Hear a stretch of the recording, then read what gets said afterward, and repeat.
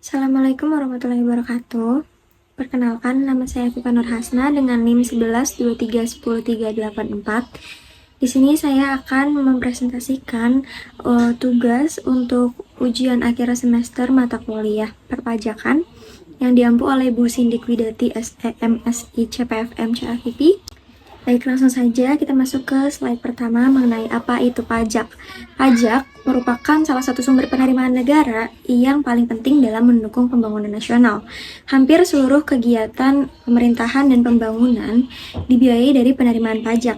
Nah, mulai dari pembangunan infrastruktur, pendidikan, kesehatan, hingga pelayanan publik lainnya.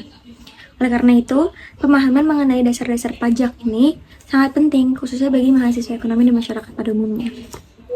Pajak merupakan salah satu sumber penerimaan negara yang memiliki peranan sangat penting dalam penyelenggaraan pemerintahan dan pembangunan nasional. Dalam sistem keuangan negara, pajak ini menjadi tulang punggung penerimaan yang digunakan untuk membiayai berbagai kebutuhan negara, baik dalam bidang ekonomi, sosial, politik, maupun pertahanan dan keamanan. Selanjutnya yaitu ada fungsi pajak. Fungsi pajak di sini meliputi 4 bagian, yaitu ada fungsi pajak anggaran atau budgeter yang merupakan fungsi utama pajak sebagai sumber penerimaan negara. Nah, melalui pajak ini, pemerintah itu memperoleh dana untuk membiayai seluruh pengelolaan atau pengeluaran negara yang tercantum dalam anggaran pendapatan dan belanja negara atau APBN, maupun anggaran pendapatan dan belanja daerah atau APBD. Nah, dana yang berasal dari pajak ini nantinya akan digunakan untuk membiayai pembangunan infrastruktur seperti jalan, jembatan, bandara, pelabuhan, serta fasilitas umum lainnya. Selain itu, pajak juga digunakan untuk membiayai sektor pendidikan, kesehatan, pertahanan dan keamanan, serta pembayaran gaji aparatur negara dan berbagai program sosial lainnya. Yang kedua ada fungsi mengatur atau reguleran. Selain sebagai sumber penerimaan negara, pajak ini juga berfungsi sebagai alat pengatur atau regulator, yang dimana pemerintah itu dapat menggunakan kebijakan perpajakan untuk mengarahkan kegiatan ekonomi dan sosial masyarakat sesuai dengan tujuan pembangunan nasional. Contohnya, pemerintah itu dapat menetapkan tarif pajak yang tinggi terhadap barang-barang mewah untuk mengendalikan konsumsi berlebihan dan menjaga keseimbangan ekonomi. Atau sebaliknya, pemerintah itu dapat memberikan insentif pajak atau keringanan pajak kepada pelaku usaha tertentu guna mendorong investasi, meningkatkan produksi dalam negeri, serta membuka lapangan kerja. Yang ketiga ada fungsi stabilitas, di mana pajak juga memiliki fungsi dalam menjaga stabilitas ekonomi. Nah, melalui kebijakan fiskal, pemerintah itu dapat mengatur jumlah uang yang beredar di masyarakat untuk mengendalikan inflasi maupun deflasi. Misal apabila terjadi inflasi atau kenaikan harga secara umum gitu, pemerintah dapat meningkatkan tarif pajak atau memperluas objek pajak untuk mengurangi daya beli masyarakat sehingga peredaran uang itu dapat dikendalikan. Nah, sebaliknya, dalam kondisi ekonomi sedang lesu seperti saat ini gitu, pemerintah dapat menurunkan pajak untuk meningkatkan daya beli dan mendorong pertumbuhan ekonomi. Yang keempat itu ada fungsi redistribusi pendapatan, di mana fungsi redistribusi pendapatan ini tuh berkaitan dengan upaya pemerintah dalam mewujudkan keadilan sosial dan pemerataan kesejahteraan. Nah, melalui sistem pajak gitu, khususnya tarif progresif, masyarakat itu yang punya penghasilan lebih tinggi akan membayar pajak yang jumlahnya juga lebih besar dibandingkan dengan masyarakat yang berpenghasilan rendah. Nah, hasil pajak tersebut kemudian itu digunakan untuk membiayai beberapa atau berbagai program sosial seperti bantuan sosial, subsidi pendidikan, subsidi kesehatan, pembangunan daerah tertinggal, dan program-program pengentasan kemiskinan lainnya.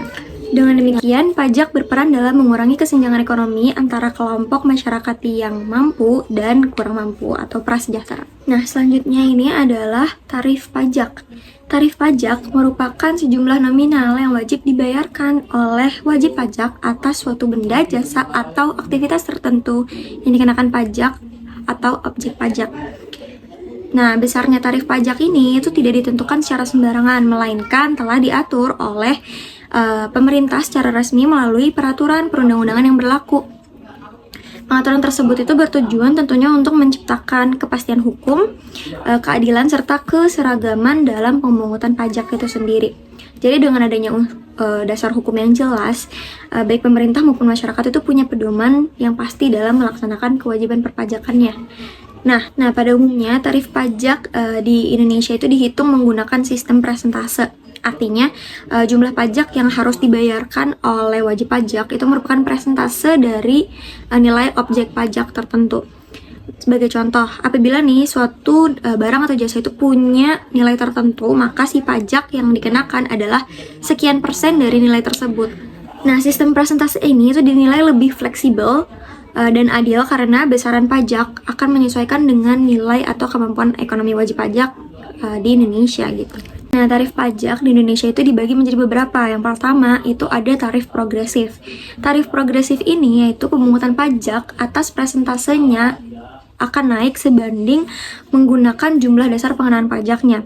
Di Indonesia sendiri tuh jenis tarif pajak ini tuh diterapkan menjadi metode pengenaan pajak penghasilan untuk orang pribadi. Nah, yang kedua tuh ada tarif degresif.